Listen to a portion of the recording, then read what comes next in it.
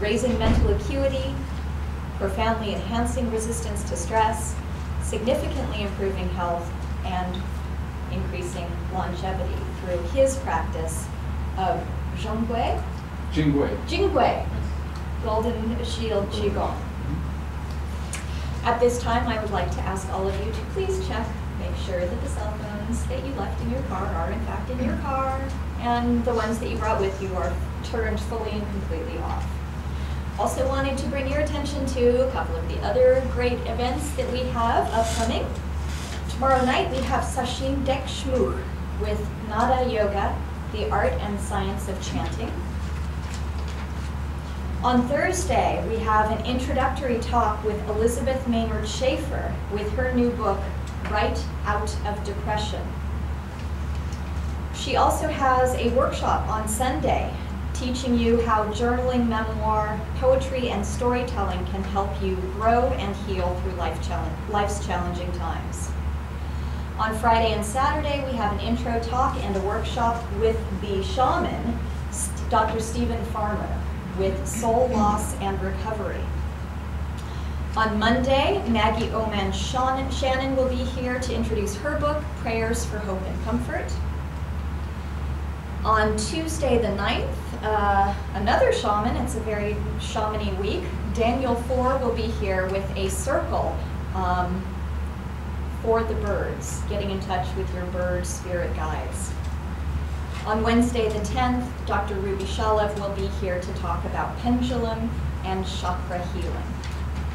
One final nuts and bolts kind of announcement, those golden tickets that you picked up at the front desk to get into the event tonight also double as $2 off coupons, so if you do decide to purchase something today, make sure to use that for any purchase $10 or over. But now finally, Natan has been a Golden Shield Qigong instructor since 2001. And he's here tonight to tell you about this physical, meditative, and energy-enabling system, and to introduce you to the classes he will be having on Wednesday nights.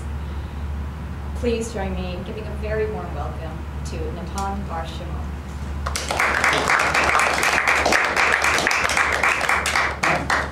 Thank you for the welcome. Very happy to start working with East West bookstore in this location. Very beautiful place. As Rasanai mentioned, classes, and we start Wednesday at 5:30, and there will be weekly classes. And I'm doing this introductory talk and demonstration and a little bit of practice to give you a little bit flavor of what Golden Shield Qigong is. So then you can sign up for classes if you so wish after the talk. So I'll start by doing a little more detailed introduction about myself. You can tell by my accent I'm not from here. I'm actually from Israel, but I've been in the States for about 10 years. Happened to live next to a close friend of mine, Adi. We actually grew up in the same kibbutz in Israel since we were very young. So we know each other well. We live across the train tracks, right? So Adi is here for support, and she's interested too. So my name is Natan Bar-Shimon. I'm a licensed acupuncturist in the state of California. I graduated from Five Branches University in 2001, and I've been an acupuncturist since then. And currently I'm a doctorate student of acupuncture, and I'm also an instructor at Five Branches University, where I teach acupuncture class and clinical classes for acupuncture students who want to learn to be acupuncturists. And part of my training as an acupuncturist, I also did Golden Shield Qigong. And I found this to be really enhancing for my studies, because I would have to sit a lot in front of the book. And for me, Golden Shield Qigong was a way to activate the energy very, very quickly, enhance the energy, get some physical movement, some energy movement, get the mind focused. And I was very happy to go through school without the stress that I've seen all the other students go through in school. I just didn't feel the stress as much because I had other ways to move my energy. I remember thinking that going to acupuncture school is a school of health. Why is everybody becoming sick going to acupuncture school?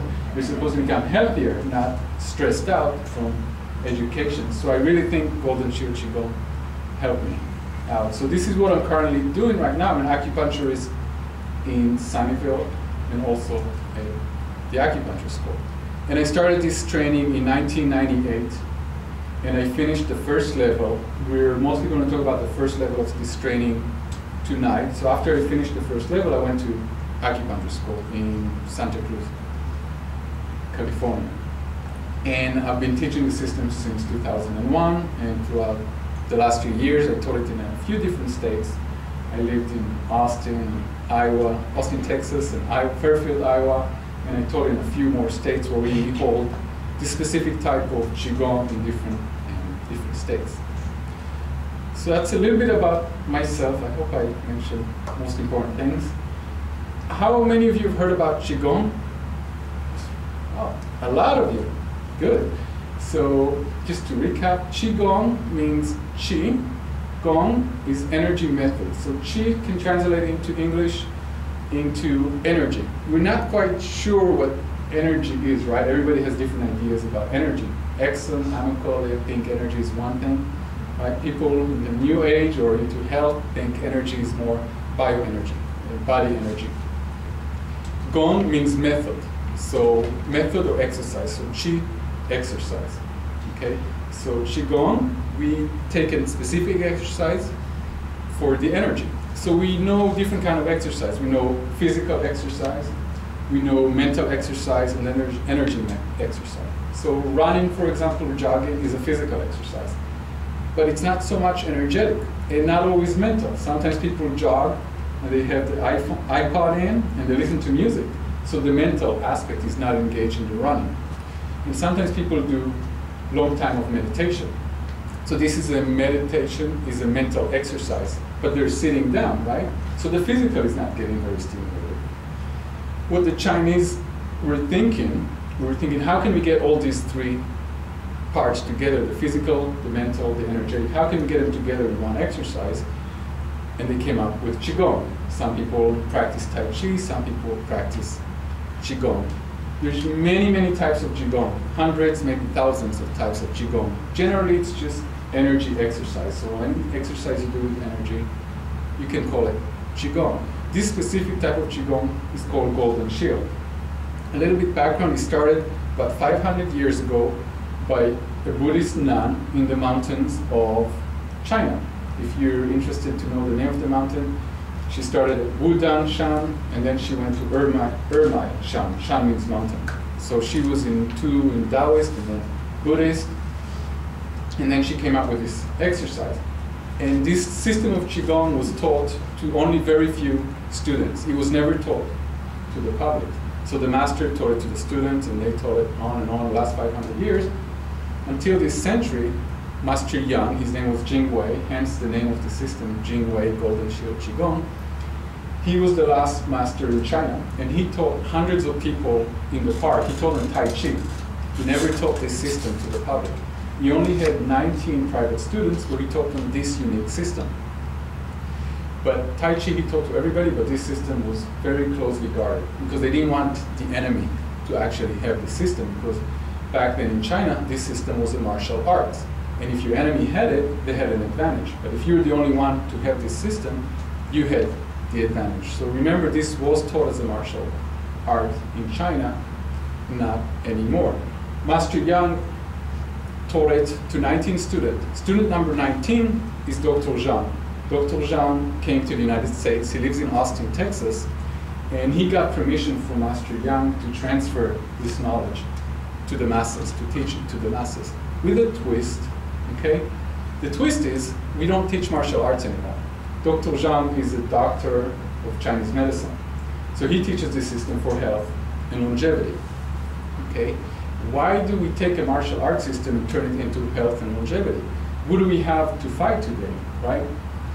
We have to fight a lot of pollution, right? We have to fight pathogens and chemicals and radiation from cell phone towers. They're all like our enemies, if you want to think of them as enemies, but they are stressors that affects our life. We're not as likely to go down the alley or go down the street and start a fight with somebody like they did in China 100 years ago, where they had a lot of wars going on. They had the Japanese War, they had internal wars, and a lot of wars that needed to be marshaled.